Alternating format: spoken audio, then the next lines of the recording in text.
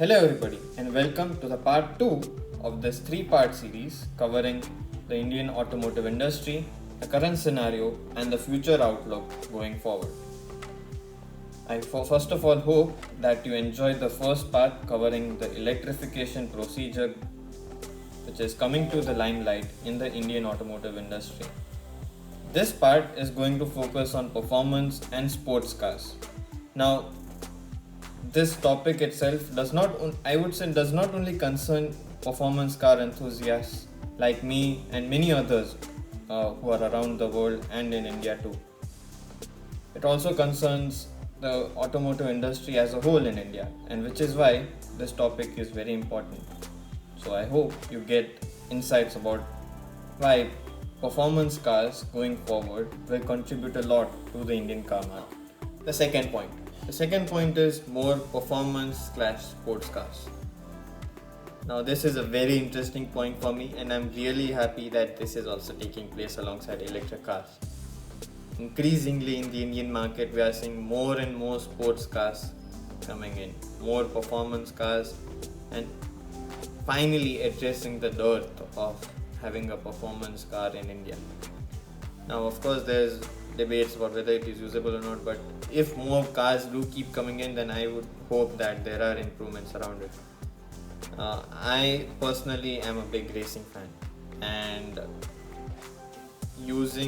the usage of racing technologies in these cars helps them to promote racing, and also these cars coming in helps us to enjoy cars at their best and make sure that we are enjoying cars in whatever form they are, whether they're electric or ICE, and the same technology being carried forward into these cars and it being finally made accessible in a country like India is a huge statement from these car makers, and I am grateful to them for bringing these cars in India. This is only going to help cars exist, and cars exist in terms of their fan following, the appeal which they have, the attraction which they have. So more sports cars, more performance cars are going to come in. Now, if you look at it a little deeper, we have foreign manufacturers, especially Mercedes and BMW, taking active steps towards this. We have cars like the BMW M340i, the Mercedes A35 AMG, and also the GLC 43 Coupe, which started AMGs being made in India. Now, of course, they are not completely being made in India. It's more about assembly. So rather than being completely built units, CBUs, they are now CKDs, completely knocked down. So they are essentially just being assembled, but still, it is better than having CBUs and them costing much more and being at astronomical prices, which does not make them accessible as such. So this is a good step, and this is only going to apply to more performance cars which are going to come in. And regardless, I think this is going to be a policy carried forward not just for the ICE cars which are going to come in, but even the electric cars which are going to come in. And this is certainly going to help these cars attract more fan following, and the brand itself, they are going to move more units. And these cars, again, as I said, they act as halo products. So even if these cars are not sold, these cars will have an impact on their other products. For example, having an A35 AMG, that allows more A-class products to be sold, more A200s to be sold. Or going even on a more extreme example, I think this was a successful case story like for a brand like Nissan, where you had Nissan GTR acting as a halo product and helped them move their ordinary products, let's just say, like the Nissan Micra, for example. So yeah, this strategy is going to be more successful, and then making these cars themselves making more accessible is a beautiful thing. And I think this is only going to improve, and these prices are hopefully going to come down. We are already seeing more and more production plant, more and more assembly taking place, and hopefully in future we can also see more production plants coming in. And finally, addressing the Indian market as a proper performance market too. Now, my only concern is, I don't think it's a big thing, is that in the process of dropping the prices, I seriously hope that there is no extreme cost cutting or a lack of quality. This has been seen in some cars, which is not good, especially for the brands which we are talking about.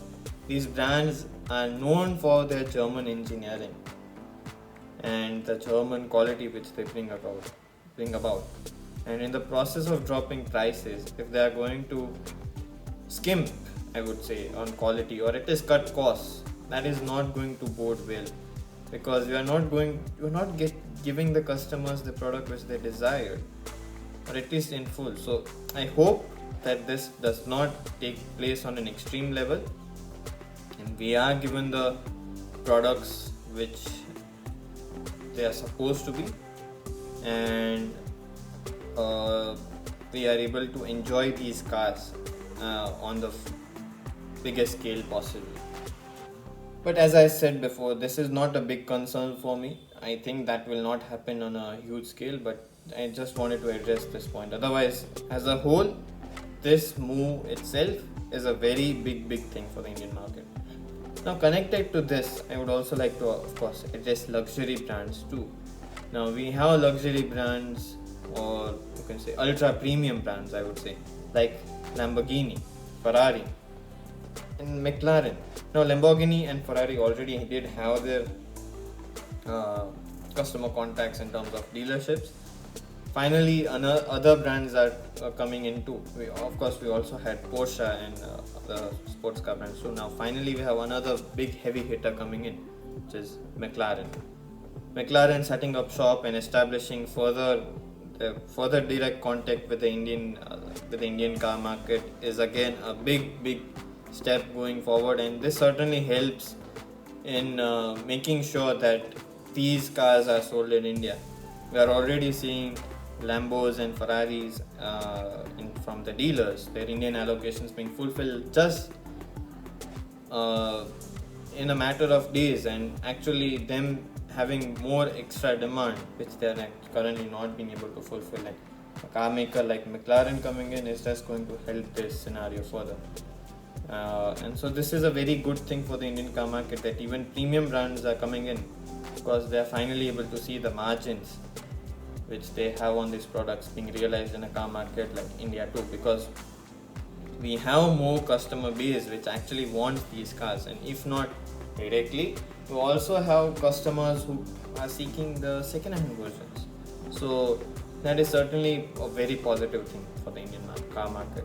Now, after this, we are going to address the final point and possibly a culmination of everything which is going to happen in the Indian car industry.